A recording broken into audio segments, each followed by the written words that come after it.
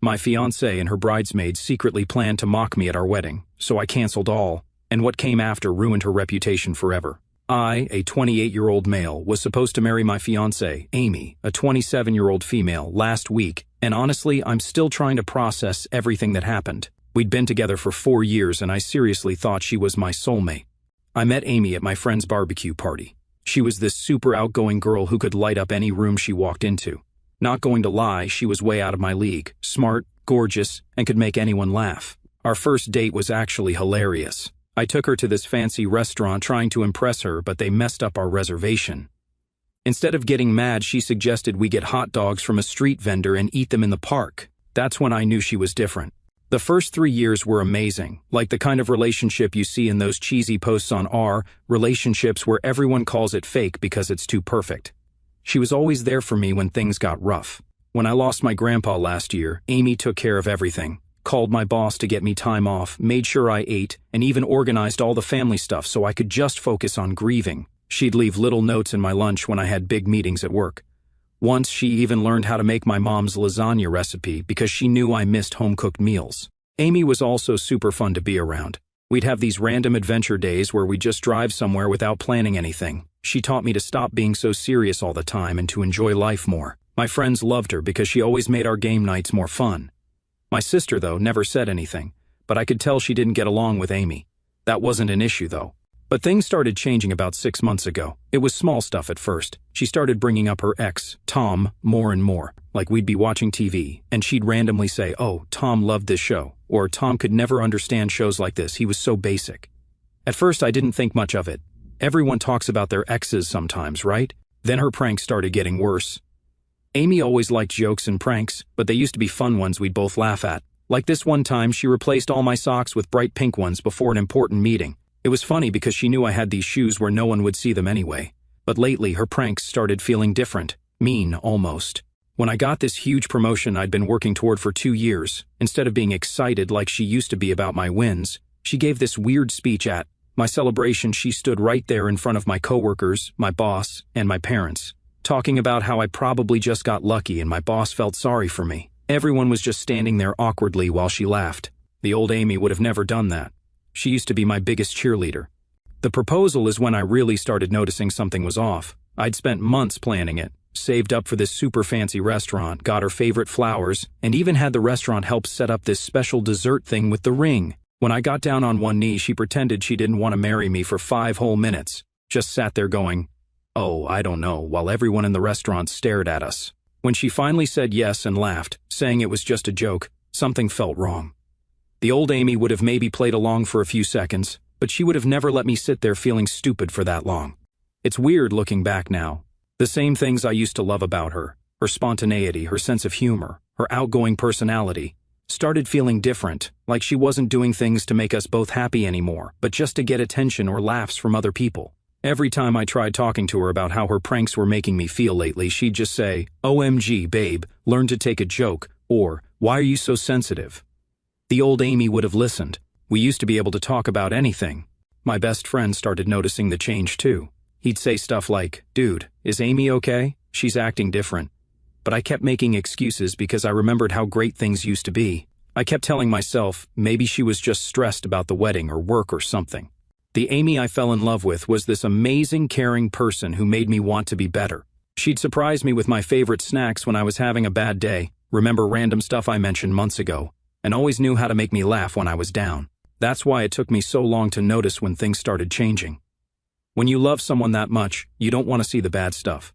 But man, the changes kept coming. Looking back now, I can see all these red flags popping up one after another. It's like watching a replay of a game where you already know the ending. All the signs are so obvious now, but when you're in the middle of it, you just keep hoping things will go back to normal. Anyway, about 2 months before the wedding, things got really weird. Like the kind of weird where you know something's wrong but can't put your finger on it. Amy started talking about her ex, I'll call him Tom, way more than usual. She'd always bring him up in these backhanded compliment kind of ways. Like, we'd be at dinner, and I'd be telling her about this new project at work, and she'd go, "This is why you're so much better than Tom. He could barely handle basic math, and here you are managing million-dollar projects." Or we'd be grocery shopping, and I'd be checking the nutrition labels, trying to eat healthy and all that, and she'd be like, "Tom never cared about this stuff. He just grabbed whatever was cheapest. He was so simple. At first I thought maybe she was just trying to make me feel good or whatever. But it kept happening more and more. We'd be watching a documentary about space or something, and she'd say, "Tom would never watch stuff like this. It was too complicated for him. He just watched sports all day." But the way she said it was weird, like she missed how simple he was. Then I started noticing she was always on her phone, like always. During dinner, while watching TV, even when we were trying to plan wedding stuff, she'd get these texts and turn her phone away real quick if I walked by. I'm not usually the jealous type, but something felt off. One night she fell asleep on the couch while watching a movie, and her phone lit up. It was just for a second, but that was all it took. Tom. My stomach dropped. The message preview flashed across the screen. "Can't wait to see you tomorrow," before disappearing.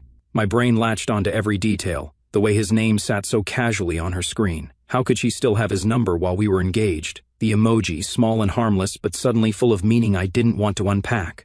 I tried to breathe, to tell myself it could be innocent.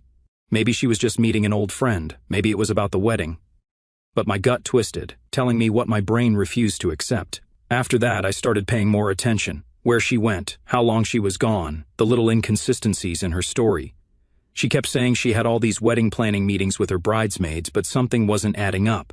So, one day, I decided to follow her. I felt ridiculous doing it, like some paranoid boyfriend in a bad movie, but I needed to know, needed to see for myself. She pulled into a coffee shop downtown, parked and walked inside. No bridesmaids, no wedding planners, just him. Tom was already there, waiting for her at a table near the window. I stayed outside, standing by a lamppost like some shadow in the night. My heart pounded in my ears as I watched them. They weren't just talking, they weren't just catching up. They looked comfortable, familiar, like two people with history, like two people who'd been doing this for a while. She laughed at something he said, tilting her head in that way she always did when she was flirting, twisting a strand of hair around her finger, flashing that easy, intimate smile that used to be reserved for me. I felt sick. My hands clenched into fists. I wanted to burst through the door, call her out right there in front of everyone. But I couldn't move, couldn't breathe. I just stood there, watching through the window like some idiot who didn't see this coming. Like a fool who thought he was marrying the love of his life when, in reality, she was already slipping away. I didn't confront her when she came back. Maybe I should have, but I wanted to see how far this would go. Over the next few weeks, I noticed more stuff. She'd say she was going dress shopping with her mom, but her mom would call me asking about wedding details during that exact time. Dee claimed she had late meetings at work, but her coworker, who I'm friends with, mentioned she'd left early that day. Her bridesmaids were acting weird too. They'd give me these looks whenever wedding stuff came up, like they knew something I didn't. They'd be whispering and then shut up real quick when I walked by. All except one of her friends. I'll call her Jen. She's this quiet bridesmaid who works at my company. She always seemed uncomfortable when the other bridesmaids were giggling about something.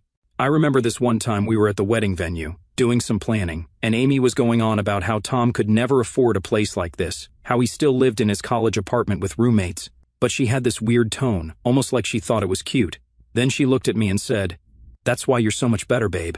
You've got actual ambition." Tom was just simple. But the way she said simple, it was like she was remembering something nice.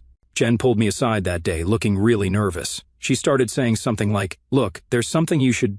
But Amy came back right then, and Jen just walked away real quick. The final straw was when I overheard Amy on the phone in our backyard. She thought I was at work, but I'd come home early with a headache. She was laughing about something and said, "Yeah, he has no idea. He thinks I'm at wedding planning meetings." Then she saw me through the window and hung up super fast, tried to play it off like she was talking to her sister about a surprise for me. I knew right then our relationship was over, even before I knew exactly what was going on with her and Tom, before I found out about her stupid prank plans, before any of the wedding day stuff. I knew we were done. The trust was just gone. But here's the thing, I didn't say anything. Call me petty, but I wanted to see what she was planning. All these secret meetings, all these weird comments about Tom, all these giggly bridesmaids. Something was coming, and with the way Amy loved her pranks, I had a feeling it was going to be something big. I just didn't expect it to be what it was. Looking back, maybe I should have just confronted her. Maybe I should have called off the wedding right then. But honestly, I'm glad I didn't. So, there I was, about 3 weeks before the wedding, sitting in my car outside that coffee shop where Amy was meeting Tom again, and I just knew I needed to do something. I'm not usually the type to plan ahead. Honestly, Amy was always the planner in our relationship, but something in my gut was screaming that I needed backup. I called my buddy Mike. Now, Mike's this corporate lawyer who's always telling these crazy stories about divorce cases he's worked on. We went to college together, and he's seen Amy's pranks firsthand. Like this one time at his birthday party where she pretended to be a singing telegram person and embarrassed him in front of his whole law firm. He never really liked her after that. So, I called him while watching Amy laugh at whatever Tom was saying. "Dude, I need help. I think Amy's planning something for the wedding and it's not going to be good." Mike was quiet for a minute, then goes, "Come to my office now." I'll never forget sitting in his fancy office while he just listened to everything. When I finished, he looked at me real serious and said, "We need insurance." Then he pulled out this legal pad and started writing. "Look," he said, "I can't stop her from whatever she's planning, but we can make sure she regrets it if she tries anything." We spent like 4 hours in his office drafting this completely fake prenup. Mike said it wouldn't hold up in court for even 5 minutes, but it looked super official, had all these fancy legal words that I didn't even understand. The important part was this specific clause about public humiliation. I still have a photo of it on my phone. If either party engages in deliberate public embarrassment or humiliation of the other party before the signing of this contract, all jointly planned financial obligations will be immediately nullified, and the offending party must issue a public apology. Mike even put in all these detailed definitions of what counts as public humiliation and financial obligation, added some fake case law references too, made it look like one of those 50-page contracts nobody ever reads. The best part? He put this official-looking stamp on it and had his secretary notarize it, just to make it look more legit. Amy always just signed whatever was put in front of her. She even admitted once she never read her own apartment lease. Mike said she'd never know it was fake. I kept the prenup in this black folder and gave it to my best man, Dan, to hold on to. I told him to keep it with him during the wedding just in case. Dan thought I was being paranoid, but he's known me since we were kids and could tell how worried I was. The whole time we were doing this, I felt kind of guilty, like maybe I was going too far, maybe I was just being paranoid. But then I'd remember how Amy was still meeting Tom behind my back, still lying about where she was going, still acting weird with her bridesmaids, and I didn't plan to use it unless something popped up during the wedding. Jen, the bridesmaid from my work, actually came to my office one day looking super nervous. She started saying something about how she couldn't keep quiet anymore, but then Amy called her phone right at that moment. The look on Jen's face when she saw Amy's name pop up, I knew whatever was coming was not good. I also started noticing more stuff at home. Amy was having these long phone calls in the bathroom with the shower running. She'd close her laptop super fast when I walked into the room. One time I saw her deleting text messages when she thought I was sleeping. The weird thing was, she was also being extra nice sometimes, like randomly bringing home my favorite takeout or suggesting we watch my favorite movies. Looking back, I think she was feeling guilty, or maybe she was just trying to throw me off. I don't know. I remember the night before the wedding, sitting in my parents' house. Amy insisted we do the whole not seeing each other before the wedding thing. Looking at that black folder with the prenup, part of me hoped I'd never need to use it, like maybe I was wrong about everything. Maybe Amy really was just planning some silly surprise.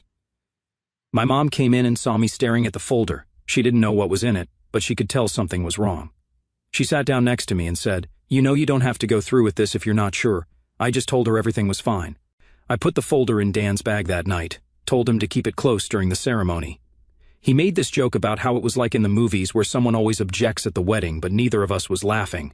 The whole time I was getting ready the next morning, I kept thinking about that folder, hoping I wouldn't need it, but also feeling weirdly calm knowing it was there, just in case. The morning of the wedding was actually perfect, like weirdly perfect. Everything at the venue looked amazing. All the decorations were exactly how Amy wanted them.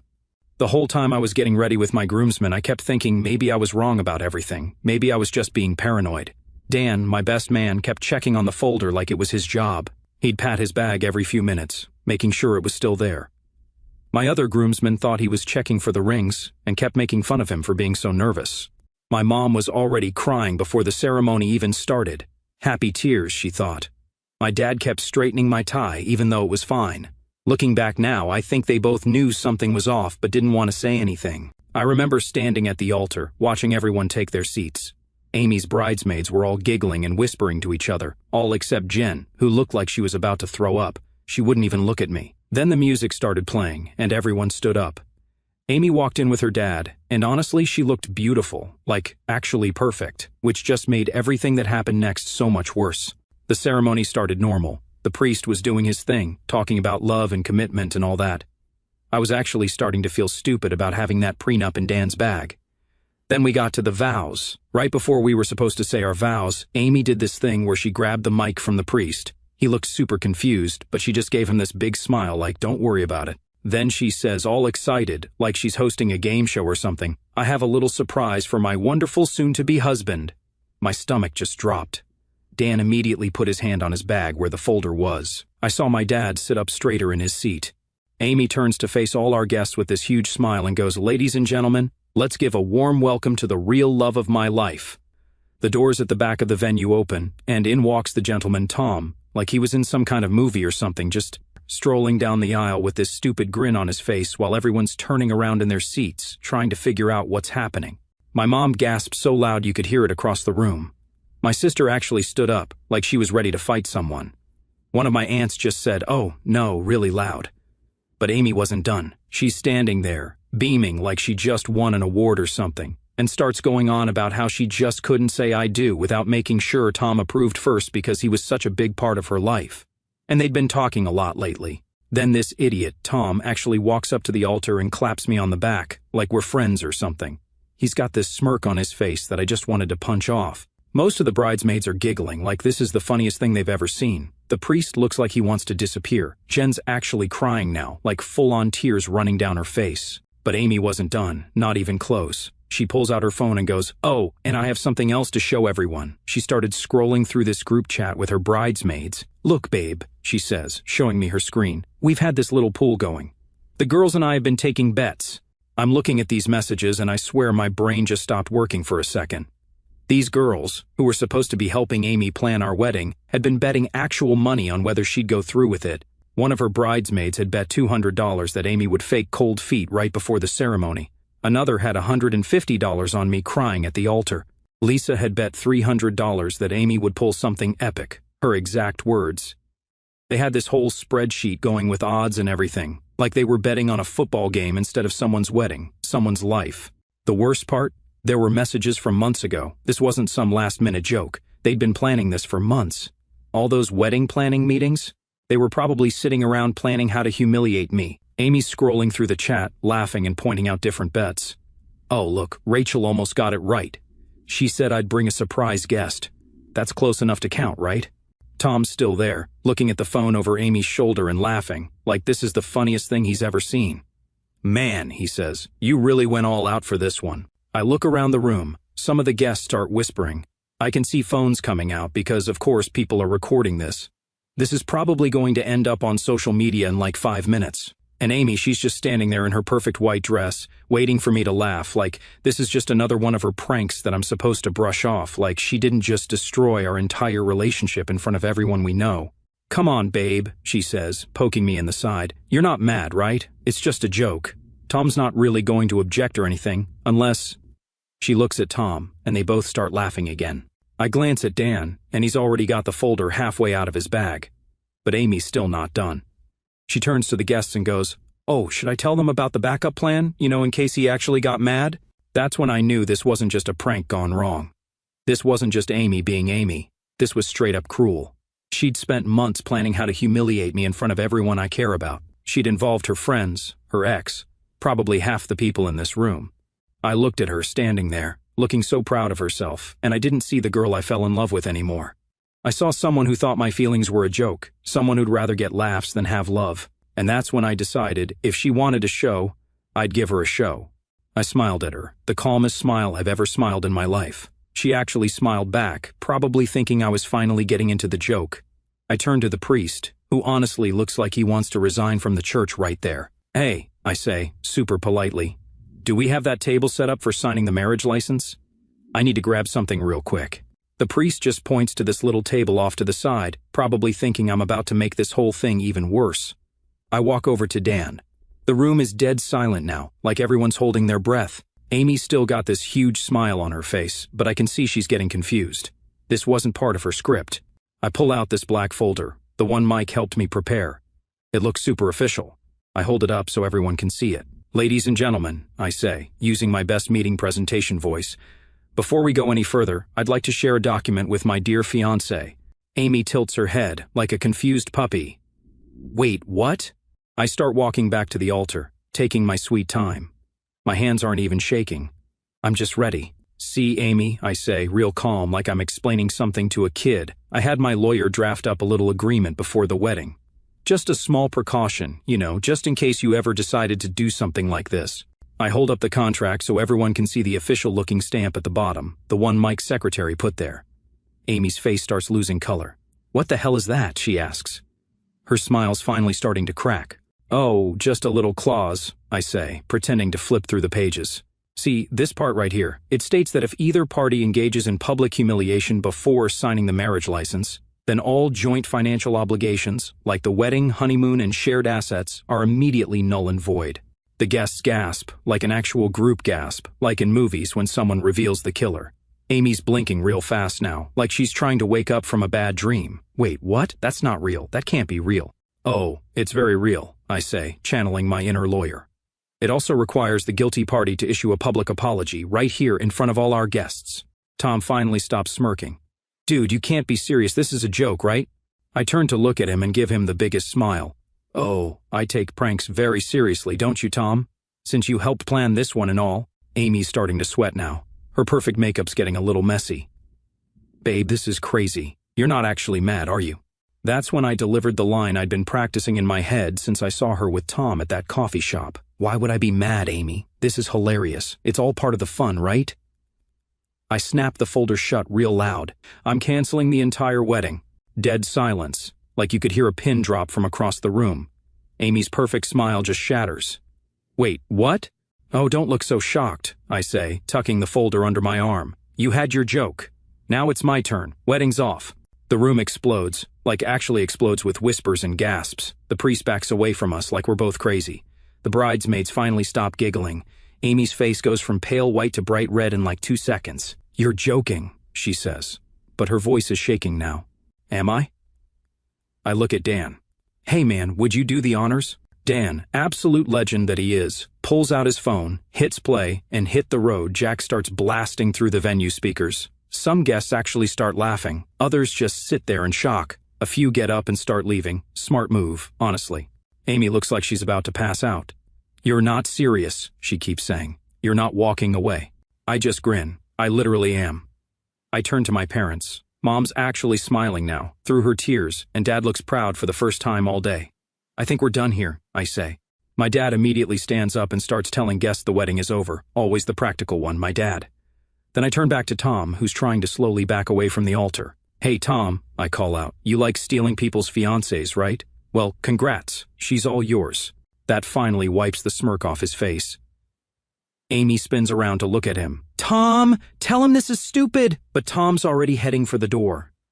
I think I'm gonna head out, actually. The bridesmaids are all looking at their feet now. Some guests are straight up laughing, and Amy looks like her whole world just collapsed. You can't just leave me like this, she screams. I stop at the end of the aisle and turn around one last time. Amy, you love attention so much? Well, congratulations, you're getting it. And with that, I walked out of my own wedding. The next 24 hours were crazy. My phone basically exploded with messages and missed calls from Amy. Like, we're talking hundreds of messages. At first, she acted all confused, like she couldn't understand why I left, kept saying stuff like, it was just a joke and why are you being so dramatic?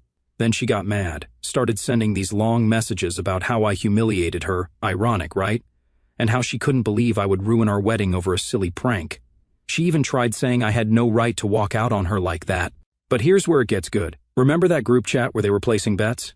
Dan, being the absolute genius he is, had taken screenshots of everything before we left, from one of the bridesmaids' phones. All their messages about planning this prank, all the bets they placed, even messages from months ago where they were discussing different ways to mess with me at the wedding.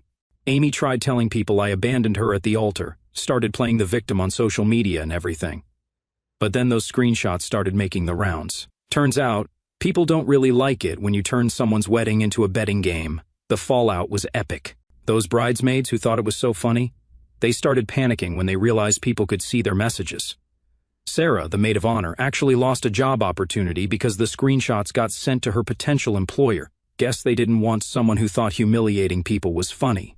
Amy's parents called me the next day. Her mom was crying, saying she had no idea Amy would do something like this.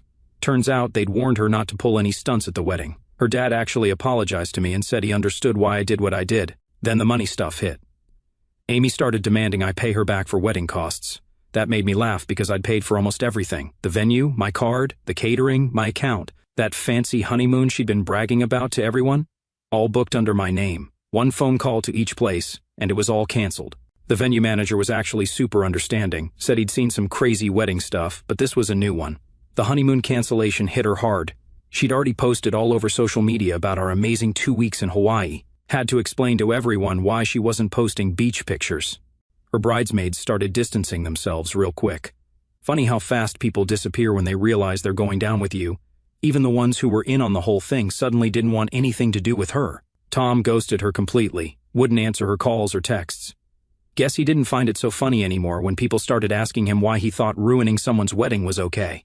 Her friend Jen finally told me everything, and man, I could see the guilt weighing on her. She wasn't like the others. She never laughed at Amy's pranks, never joined in on the group chats, never once thought humiliating someone was funny. She admitted she'd known about the plan for weeks but felt trapped, torn between speaking up and risking Amy turning on her.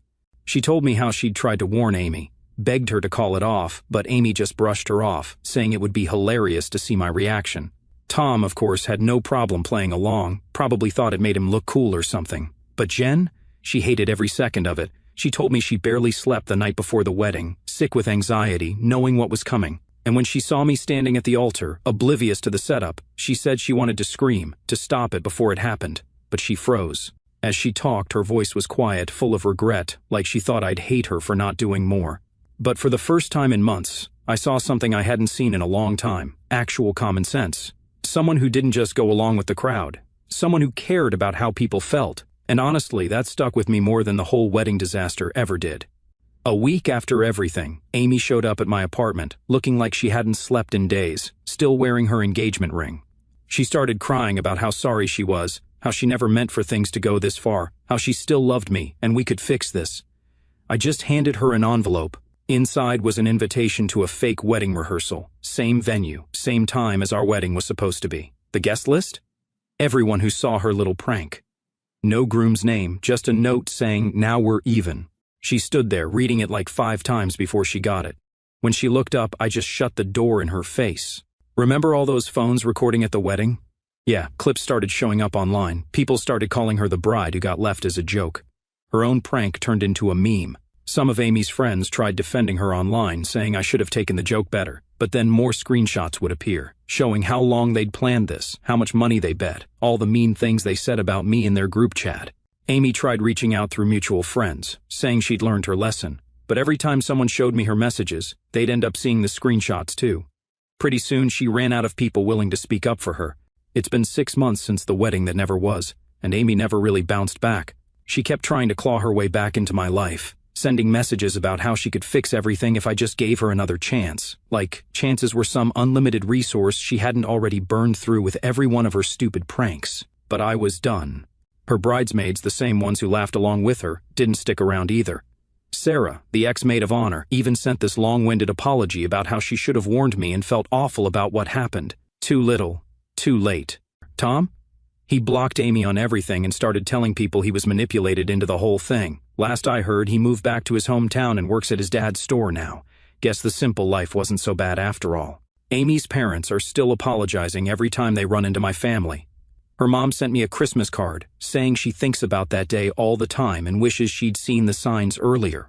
Her dad actually helped me sell the house Amy and I were going to move into. But here's the weird part. Something good actually came out of this whole mess. Jen and I started getting coffee sometimes, just talking, you know.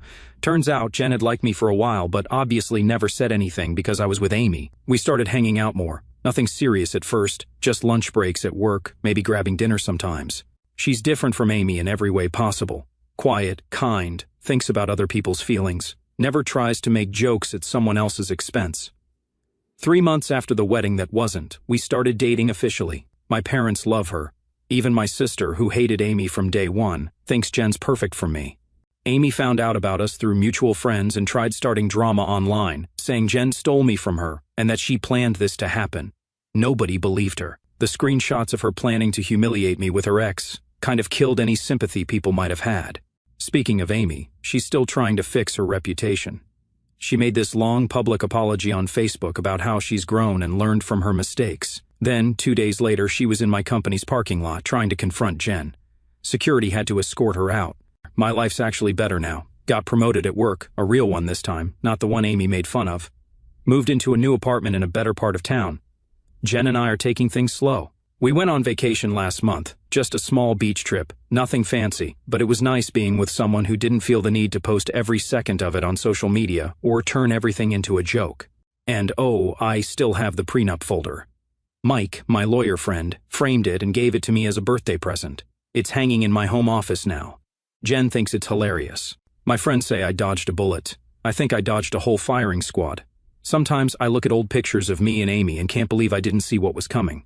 But you know what they say, when you're wearing rose-colored glasses, red flags just look like flags. The weirdest part? I'm actually grateful it happened. If Amy hadn't shown her true colors that day, I might have married her. I might have spent years dealing with her pranks and jokes and never known she was meeting up with Tom behind my back. And instead, I'm with someone who respects me, someone who thinks love isn't about pranks or social media likes or humiliating your partner for laughs. So, yeah, that's where everyone ended up. Amy's still single and living with her parents. Tom's back in his hometown. The bridesmaids scattered to different states. And me? I'm actually happy. Turns out, sometimes the worst day of your life can lead to the best things happening.